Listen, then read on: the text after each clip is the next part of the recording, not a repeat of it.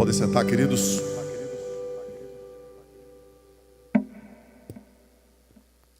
Que privilégio podermos voltar à casa do Senhor para ouvir a sua palavra.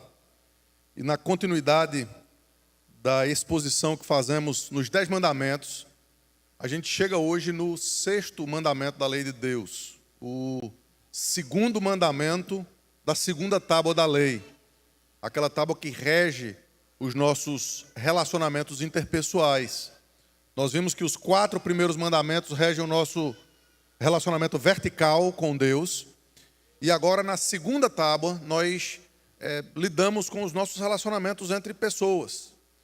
E o cumprimento de toda a lei, segundo Jesus e segundo os apóstolos, é o amor. Amarás ao teu Deus sobre todas as coisas e ao teu próximo como a ti mesmo. Então vamos ler alguns versículos aqui. O primeiro em Êxodo capítulo 20, versículo 3. Que simplesmente diz: não matarás. Esse é o mandamento do Senhor. Agora Mateus capítulo 5, a partir do versículo 21 até o 26. Mateus capítulo 5, a partir do versículo 21, diz assim a palavra do Senhor: ouvistes o que foi dito aos antigos, não matarás. E quem matar estará sujeito a julgamento. Eu, porém, vos digo que todo aquele que sem motivo se irar contra o seu irmão estará sujeito a julgamento. E quem proferir um insulto a seu irmão estará sujeito a julgamento do tribunal. E quem lhe chamar tolo estará sujeito ao inferno de fogo. Se, pois, ao trazeres ao altar a tua oferta, e ali te lembrares de que o teu irmão tem alguma coisa contra ti, deixa perante o altar a tua oferta, vai primeiro reconciliar-te com teu irmão, e então, voltando, faze a tua oferta. Entra em acordo sem demora com o teu adversário, enquanto estás com ele a caminho, para que o adversário não te entregue ao juiz, o juiz ao oficial de justiça, e sejas recolhido à prisão. Em verdade te digo que não sairás dali, enquanto não pagares o último centavo. E finalmente o texto que será o texto da exposição nessa manhã, que será em Lucas capítulo 10, versículos de 25 a 37. Uma história, uma parábola extremamente conhecida, mas que veremos então a aplicação dessa parábola à luz ou sob a luz do 6º mandamento. É a parábola do bom samaritano. Lucas capítulo 10, a partir do versículo 25, diz a palavra do Senhor: e eis que certo homem, intérprete da lei, se levantou com o intuito de pôr Jesus à prova, e disse-lhe: mestre, que farei para herdar a vida eterna? Então Jesus lhe perguntou: que está escrito na lei, como interpretas? A isto ele respondeu: amarás o Senhor teu Deus de todo o teu coração, de toda a tua alma e de todas as tuas forças e de todo o teu entendimento.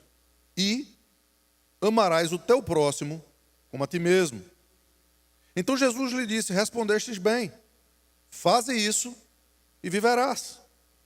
Ele, porém, querendo justificar-se, perguntou a Jesus: quem é o meu próximo? Jesus prosseguiu dizendo: certo homem descia de Jerusalém para Jericó, e veio a cair em mãos de salteadores, os quais, depois de tudo lhe roubarem e lhe causarem muitos ferimentos, retiraram-se, deixando-o semi-morto. Casualmente, descia um sacerdote por aquele caminho, e vendo-o, passou de largo. Semelhantemente, um levita descia por aquele lugar, e vendo-o, também passou de largo. Certo samaritano, que seguia o seu caminho, passou-lhe perto, e vendo-o, compadeceu-se dele. E chegando-se, pensou-lhe os ferimentos, aplicando-lhes óleo e vinho, e colocando sobre o seu próprio animal, levou-o para uma hospedaria e tratou dele. No dia seguinte, tirou 2 denários e os entregou ao hospedeiro, dizendo: cuida deste homem, e se alguma coisa gastares a mais, eu te indenizarei quando voltar. Qual destes três te parece ter sido o próximo deste homem que caiu na mão dos salteadores? Respondeu-lhes o intérprete da lei, o que usou de misericórdia para com ele. Então lhe disse Jesus: vai tu e procede de igual modo. Até aqui a leitura da palavra do Senhor. Eu queria convidar as crianças que pudessem vir até aqui à frente.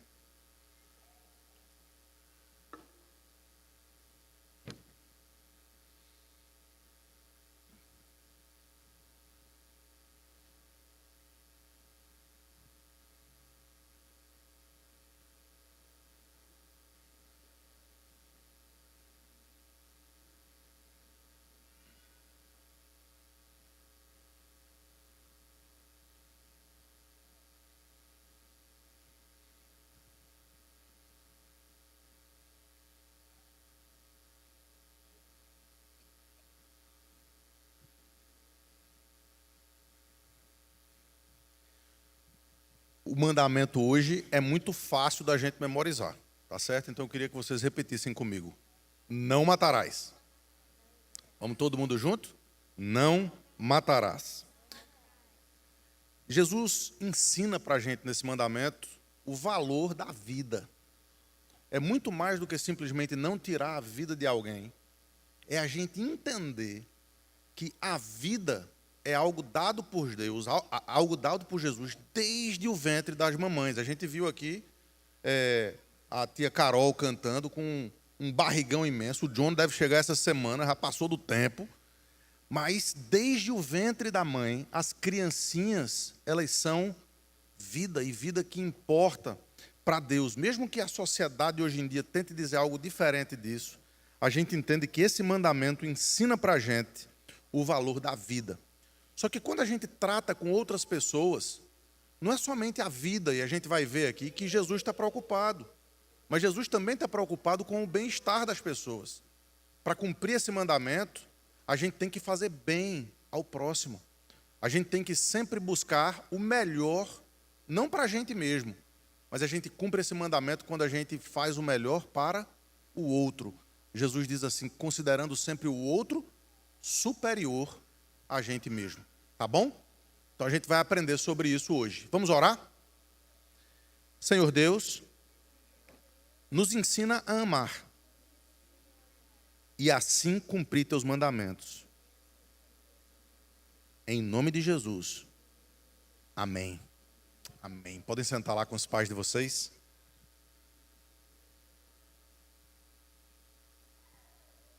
E ajudem eles a prestar atenção, viu?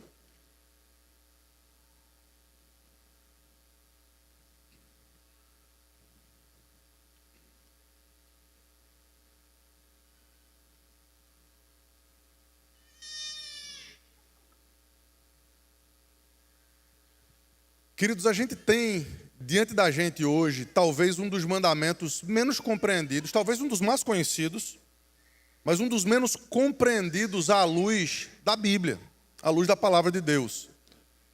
Não é incomum, eu já tive essa experiência algumas vezes, e talvez você tenha tido essa experiência também, de quando a gente tenta evangelizar algumas pessoas, ou falar de Cristo para algumas pessoas, elas dizem assim, mas veja, eu sou uma pessoa boa. E o que é que faz essas pessoas responderem que são pessoas boas? Elas normalmente dizem assim, eu nunca matei, eu nunca roubei, eu não minto muito, só de vez em quando.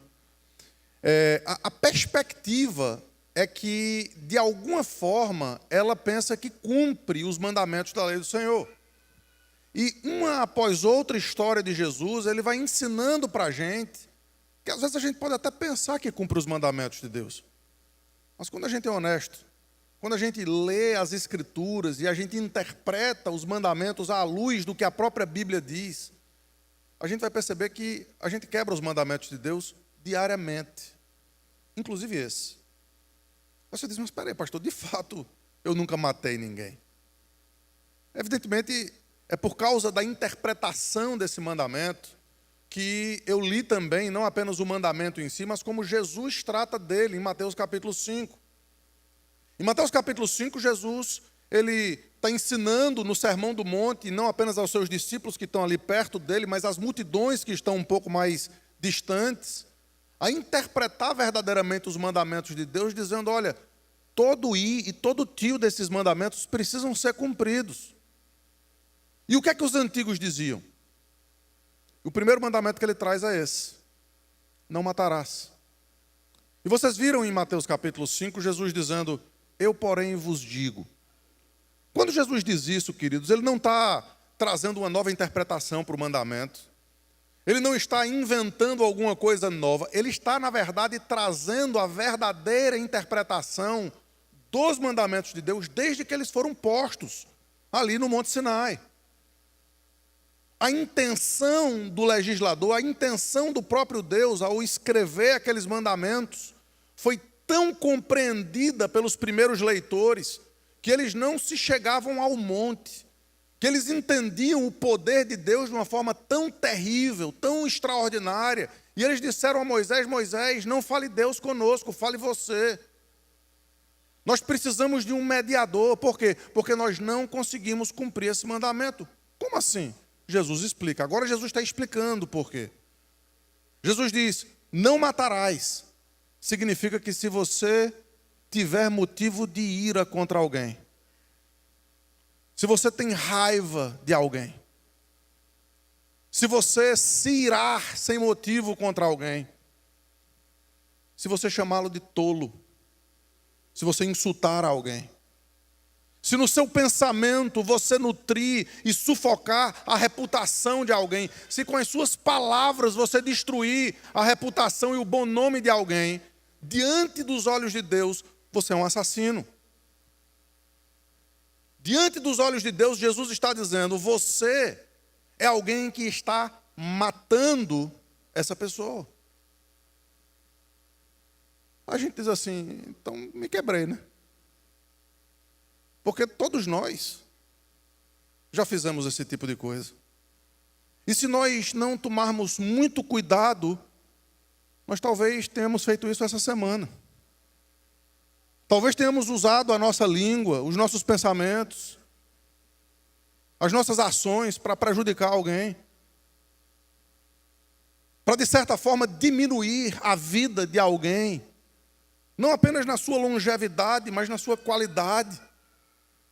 Lembrem-se que quando Deus ele traz os mandamentos para nós, Ele tem em foco esse resumo que Jesus tantas vezes disse ao ser perguntado qual é o resumo da lei: amarás ao teu próximo como a ti mesmo.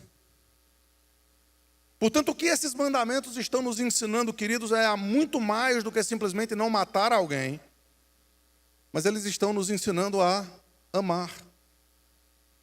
É por isso que eles são positivos. Há duas coisas aqui importantes sobre esse sexto mandamento. O primeiro, alguns aqui já estão nos Estados Unidos há algum tempo. E muito possivelmente já leram Bíblia ou leram os mandamentos de Deus em inglês. E nas traduções em inglês, o mandamento foi melhor traduzido do que na tradução em português. Quando você lê em português, não matarás, em inglês, nas principais traduções, você vai ver thou shalt not commit murder. Ou seja, não assassinarás. Existe um afunilamento em relação à morte. Muita gente não entende, não compreende esse mandamento e acha que qualquer morte é pecaminosa diante dos olhos de Deus. Ora, depois da queda, isso não é verdade. O próprio Deus comandou ou mandou que animais fossem mortos. Não apenas para a subsistência humana, mas também para o próprio sacrifício divino. A Bíblia fala sobre guerras, a Bíblia fala sobre legítima defesa, sobre alguns momentos nos quais a morte não é pecado. Entretanto, o assassinato é. O matar sem motivo é. Ainda que seja apenas na sua mente e no seu coração. E evidentemente Jesus interpreta esse mandamento muito mais sob a ótica das intenções do coração do que necessariamente do ato propriamente dito. Portanto, de um lado há uma abertura. O mandamento não significa que nós não podemos matar. Vai ter carne aqui na hora do almoço. Os animais morreram para a gente comer a carne deles. A Bíblia não condena isso. Em Gênesis capítulo 9, Moisés ouve do próprio Deus dizendo: vá lá e mata e come. Aliás, como ele disse a Pedro também, na visão do lençol. Mas, por outro lado, se de um lado há uma abertura em relação a esse mandamento, do outro lado há um afunilamento. Não é simplesmente o tirar a vida de alguém, mas é na sua mente, no seu coração você fazer isso. E quantas vezes a gente faz isso sem sequer pensar sobre o assunto? Queridos, de forma positiva, a gente vai abrir essa discussão desse mandamento quando Jesus ensina aos fariseus, quando lhes é perguntado: quem é o meu próximo? Quem é o meu próximo? A introdução dessa história aqui, eu queria que você abrisse em Lucas capítulo 10, os versículos 25 a 29. O texto diz assim: certo homem intérprete da lei. Primeiro ele qualifica quem é esse homem. Esse homem é um religioso. Esse homem é alguém que compreendia, ou pelo menos deveria compreender, sobre a lei. Ele fazia parte de uma das seitas, ou de uma das denominações do judaísmo. Ele era um intérprete da lei. Ele se levantou, e a gente percebe claramente, Lucas não deixa a gente ser enganado em relação a isso, a intenção estava aí. Se levantou com o intuito de pôr Jesus à prova. Ele disse: mestre, que faremos para herdar a vida eterna? Veja, se você ouvisse essa expressão na boca de qualquer pessoa dirigida a Jesus, você não ia maldar um negócio desse. Primeiro, ele chama Jesus de mestre. Jesus era mestre. Ele traz honras nas suas palavras, dizendo: o Senhor é o verdadeiro intérprete da lei. O Senhor é o verdadeiro mestre. E a pergunta, queridos, é uma pergunta fantástica. É uma pergunta singela. É uma pergunta que deve interessar a todos nós aqui. O que podemos fazer para herdar a vida eterna? Entretanto, não podemos fechar os olhos para a informação que Jesus já trouxe, ou que Lucas já trouxe. Havia um intuito maligno naquelas palavras. O que ensina para a gente que nem tudo o que parece é aquilo que é. Às vezes as pessoas podem dizer coisas bonitas, podem até fazer elogios, mas terem intenções maldosas no seu coração, assim como aquele intérprete da lei queria experimentar Jesus, queria colocar Jesus contra a parede, queria fazer com que Jesus, como em muitas outras vezes, teve que se sair a partir da própria Escritura e da Palavra de Deus, para que todos soubessem que talvez Jesus fosse um impostor. Mas Jesus, ele, de uma forma magistral, extraordinária, ele fazia isso muitas vezes, ele responde com perguntas. Jesus olha para ele e diz: o que é que a lei diz? Você não é intérprete da lei? Mas não apenas o que é que ela diz. Como é que você interpreta a lei? O que nos leva a crer, queridos, que Jesus está ensinando um princípio hermenêutico aqui. Jesus está ensinando um princípio que muitas vezes as Escrituras precisam ser interpretadas. As Escrituras precisam ser compreendidas, muitas vezes à luz de algumas regras, à luz do contexto, à luz do estilo literário. A gente vê isso muito claramente no livro de Atos, quando o etíope eunuco está ali lendo. A gente cantou aqui Isaías 53. Hoje a gente sabe que Isaías 53 está falando acerca de Jesus. Mas naquele tempo, tudo que eles tinham era o profeta. E o etíope estava lá lendo e ele levou sobre si as nossas dores, as nossas enfermidades. E aí Filipe chega correndo junto da carruagem e diz: o que é que você está lendo? Você está entendendo? E o que é que o etíope diz? Como é que eu vou poder ler? Como é que eu vou poder entender se alguém não me explicar? E a partir daquele momento, Filipe mostra Cristo a partir de Isaías 53 em toda a escritura do Velho Testamento. Agora Jesus está com outro intérprete da lei. E esse intérprete da lei, ele mesmo diz o significado do mandamento. Como é que você interpreta? E a resposta está aí no versículo 27. A isto ele respondeu: amarás o Senhor teu Deus de todo o teu coração, de toda a tua alma e de todas as suas forças e de todo o teu entendimento. E, continua o mestre da lei, amarás o teu próximo como a ti mesmo. O que é que a gente tem aqui, queridos? A gente tem aqui o mestre da lei que queria tentar Jesus respondendo de forma perfeita a pergunta. Ele passou no vestibular. Ele passou no teste oral. Ele passou na prova. Ele respondeu correta doutrinariamente, eticamente. Ele respondeu tudo o que ele precisava responder. E talvez muitos de nós precisamos compreender que nós também conhecemos as Escrituras. Nós também damos as respostas corretas muitas vezes quando nos é perguntado o que fazer, qual o procedimento que devemos ter em relação a isso ou aquilo. E tantas vezes o apóstolo Paulo insiste em trazer algumas listas repetidamente daquilo que devemos ou não fazer. Por quê? Porque nós muitas vezes precisamos ouvir reiteradas vezes aquilo que nós já sabemos. Porque é muito fácil de nós nos esquecermos dessas coisas.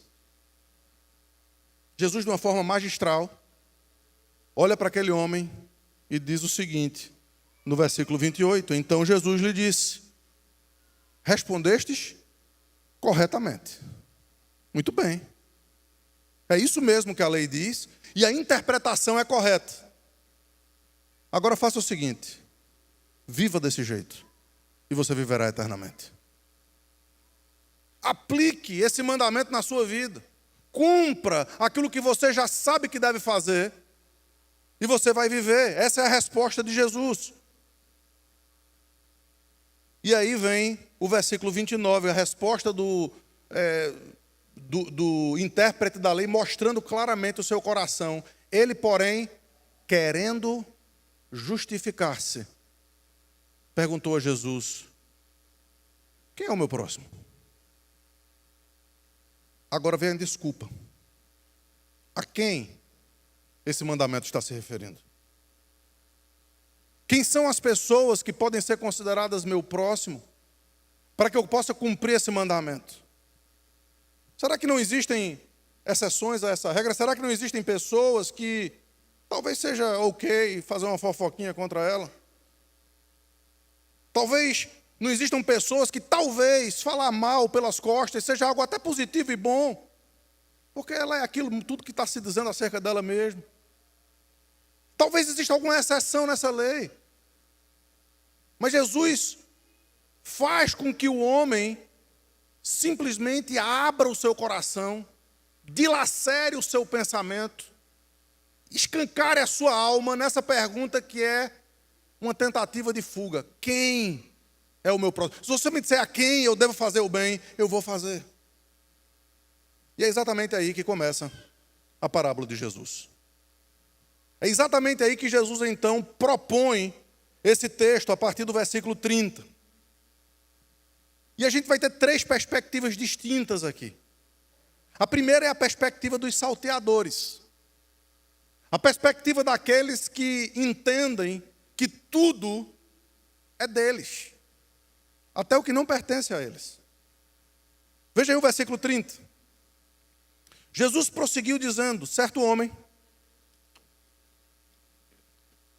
descia de Jerusalém para Jericó e veio a cair em mãos de salteadores, os quais, depois de tudo lhe roubarem e lhe causarem muitos ferimentos, retiraram-se, deixando-o semi-morto. Então, duas pessoas são introduzidas no texto aqui. A primeira é o que muita gente vai pensar que é o próximo.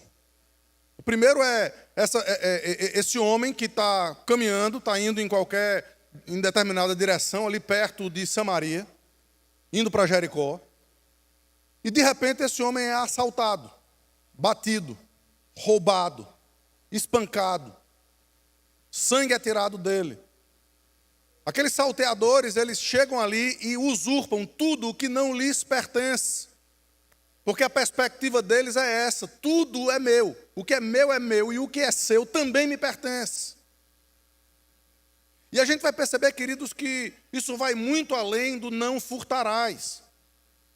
Isso vai muito além do não cobiçarás. Veja como muitos mandamentos, muitas vezes, são descumpridos com um só ato.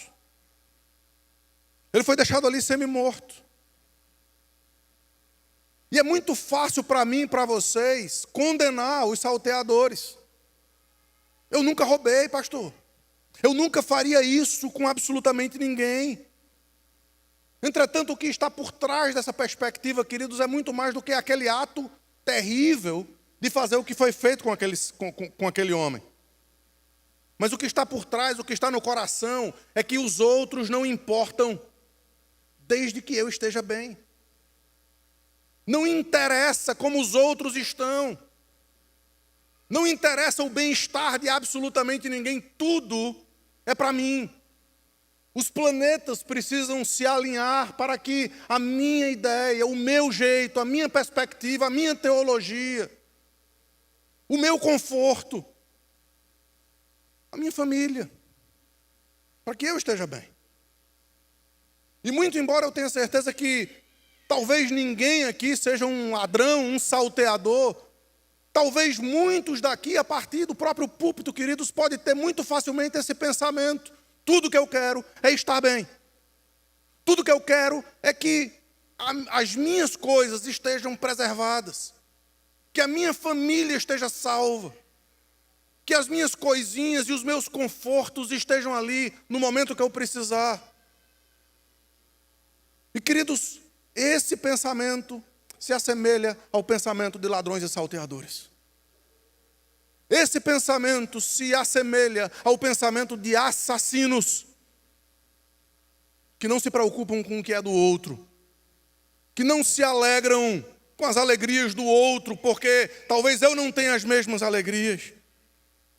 E como a gente precisa aprender a viver como igreja, a rejeitar esse tipo de pensamento no nosso próprio coração, a nos entristecer com quem se entristece e a se alegrar com quem se alegra.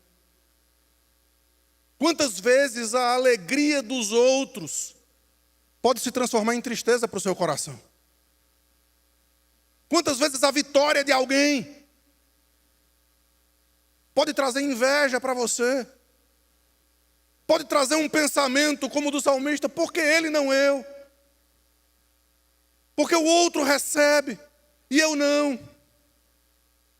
Esse é o típico pensamento diante dos olhos de Deus, diante do julgador eterno, de um ladrão, salteador e assassino. Mas há uma segunda perspectiva aqui.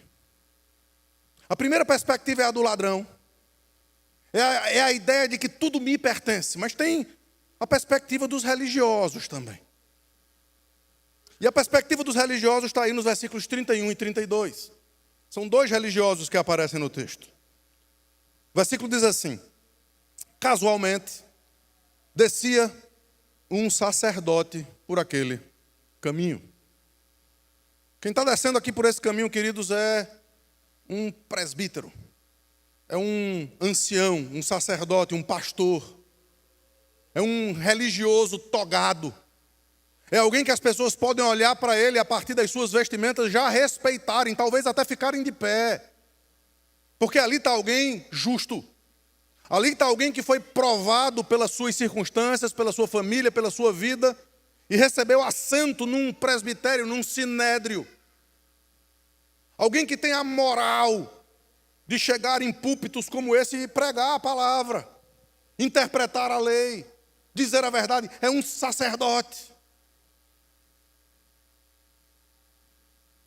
E o que é que ele faz?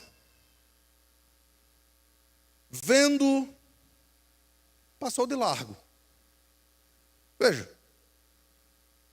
Vamos analisar daqui a pouco junto do outro religioso, aí o levita, versículo 32. Semelhantemente, um levita descia por aquele lugar e vendo, também passou de largo. Ou seja, parece que o que Jesus está dizendo ali é que a ideia dos religiosos é muito parecida. Se a ideia dos salteadores é tudo me pertence, o que é meu pertence a mim e o que é seu pertence a mim também. A justiça religiosa é o que é meu e o que é seu é seu. Não há interação. Vamos ser justos, fui eu que trabalhei, me protegi, fui eu que fiz absolutamente tudo, fui eu que me esforcei para ter o que eu tenho. E se você não tem, isso é problema seu. E se você não está bem, eu não tenho absolutamente nada a ver com isso. Eu sou religioso, cara. Justiça. Preto no branco. By the book. Tudo certinho. Ninguém vai poder me acusar de absolutamente nada. Eu não tenho nenhuma obrigação com quem está passando por necessidade.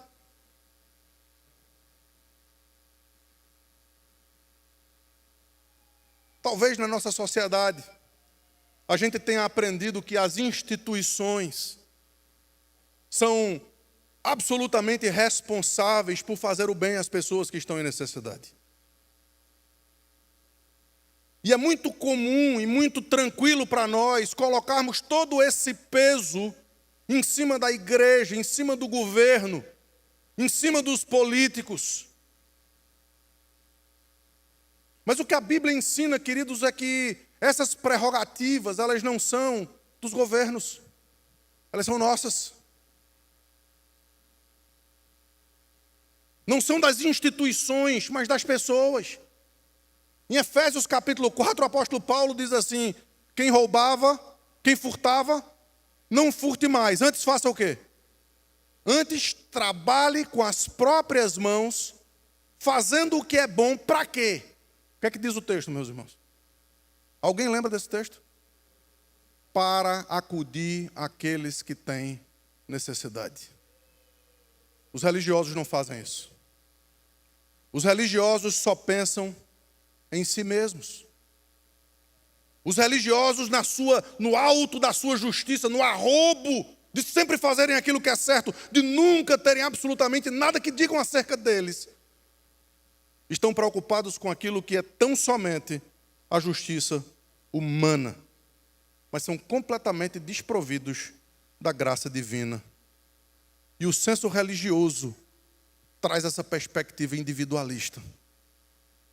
E talvez muitos de nós tenhamos essa mesma tendência. Nós somos justos. Afinal de contas, nós somos capitalistas. Afinal de contas, nós somos aqueles que trabalhamos com os nossos méritos para conquistar aquilo que nós temos. Querido, se você tem alguma coisa, é pela graça de Deus. E se você tem alguma capacidade de produzir alguma coisa, é porque Deus graciosamente, a partir do seu trono extraordinário de poder, deu a você, na sua providência, todas as capacidades para você colocar um prato de comida na sua mesa. E se você não entender isso, você vai continuar vivendo como um religioso, vindo para a igreja, cumprindo os seus papéis, dando o seu dízimo, como se com isso você estivesse pagando todas as coisas àquele que lhe deu absolutamente tudo que você tem, até mesmo o ar que você respira. Porque Ele é quem nos dá respiração e tudo mais, como Ele diz em Atos capítulo 17. Aí vem a terceira perspectiva. Não mais a dos saltimbancos, não mais a dos religiosos, mas a perspectiva do crente. Se para o primeiro grupo de pessoas, tudo o que é seu ou dos outros pertence a si, e se para o segundo grupo, o grupo dos religiosos, o que é meu e o que é seu é seu, nesse terceiro grupo, tudo o que pertence a você pode continuar sendo seu, mas tudo que é meu vai passar a ser seu também. Tudo que me pertence vai passar a ter um uso que não é mais para eu esbanjar nos meus próprios prazeres. Aliás, as minhas orações vão mudar.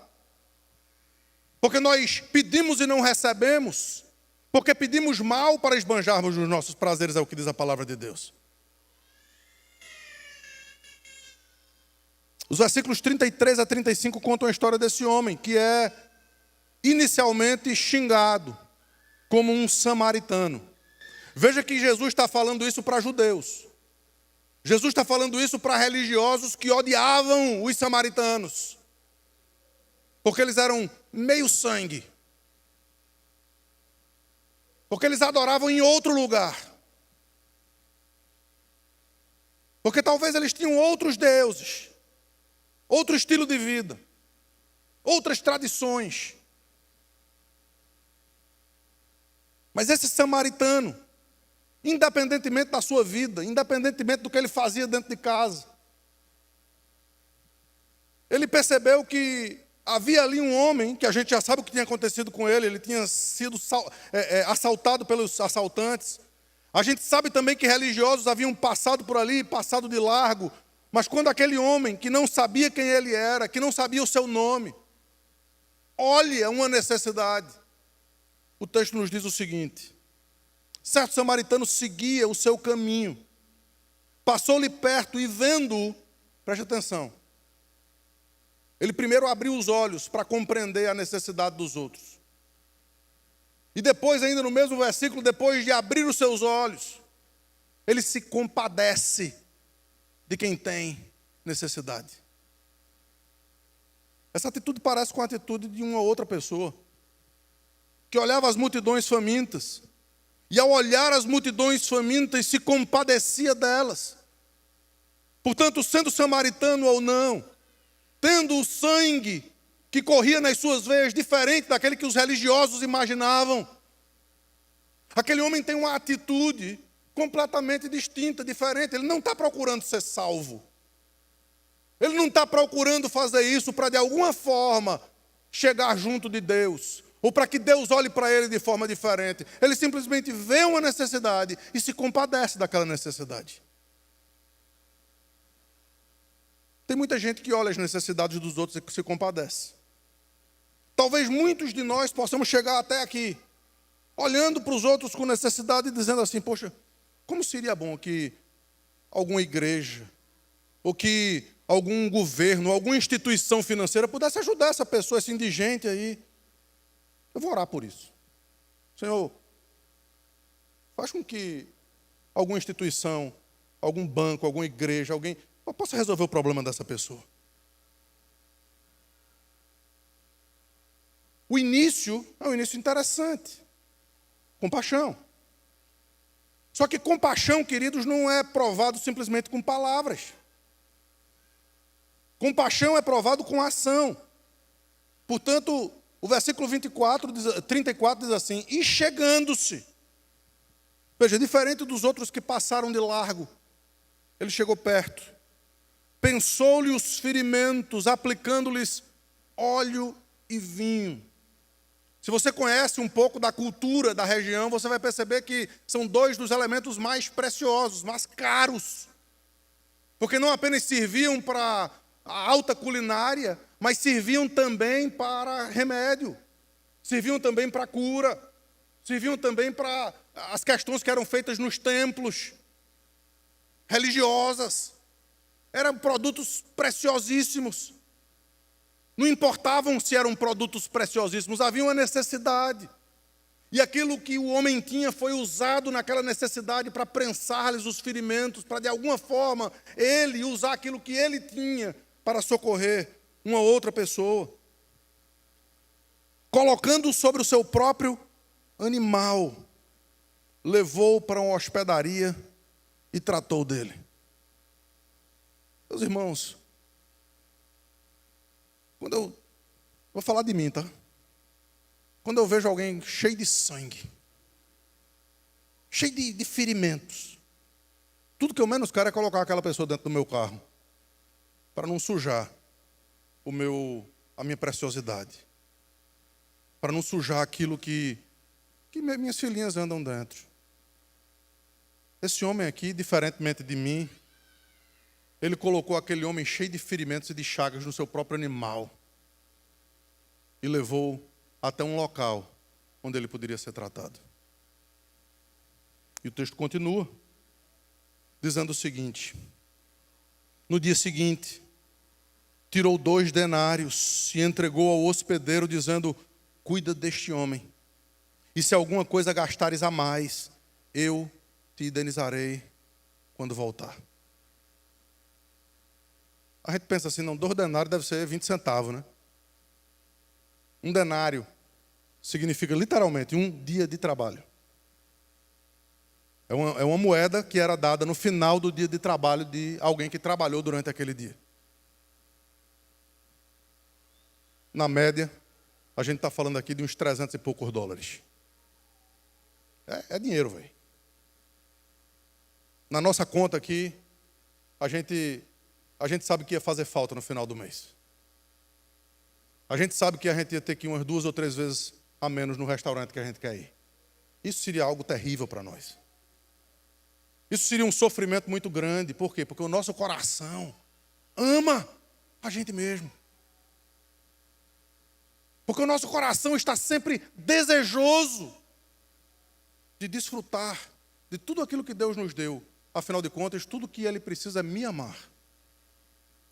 Mas aquele homem tira aquilo que ele tem, dá para o hospedeiro e diz, olha, talvez tenha um gasto a mais, esse homem não tem nada, coitado. Quando eu voltar, a gente se acerta. A gente está diante de uma parábola, queridos. Eu ensinei para as crianças aqui que sempre o melhor deve ser para o outro, para o próximo. A Bíblia diz que melhor é dar do que receber. A Bíblia diz que perdoar desamarra a amargura.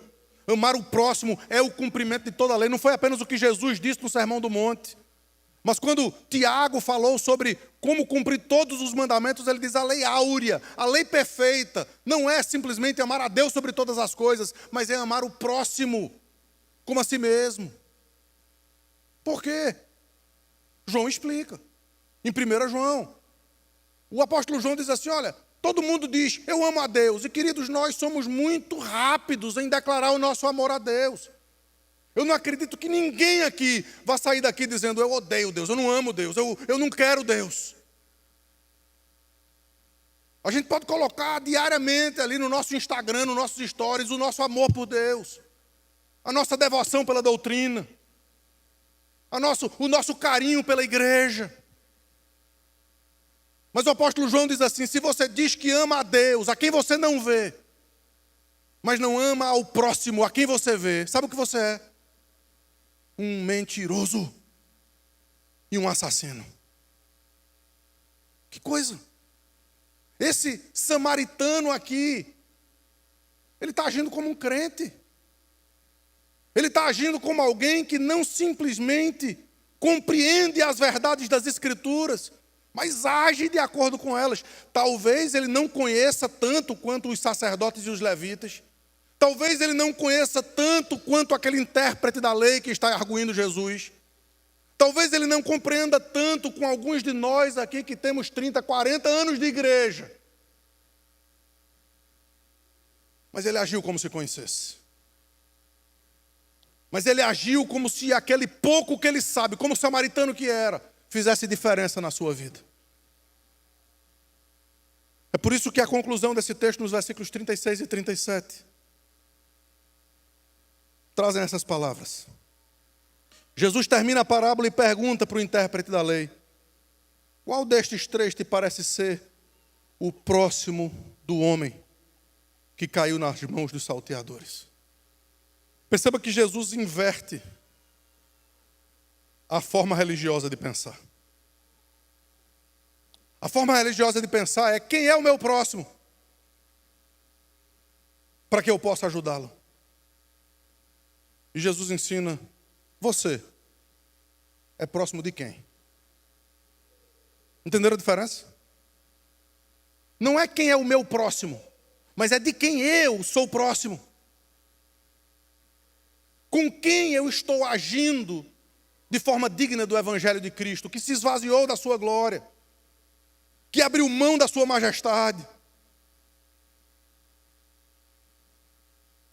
que experimentou, abrindo mão da alegria que lhe estava proposta, a amargura da cruz, que tendo todas as coisas, porque é o promulgador da lei, o Criador do universo, o sustentador de todas elas pela palavra do seu poder, aquele que tudo tinha, se fez pobre. para que nós fôssemos ricos nele. Se fez mortal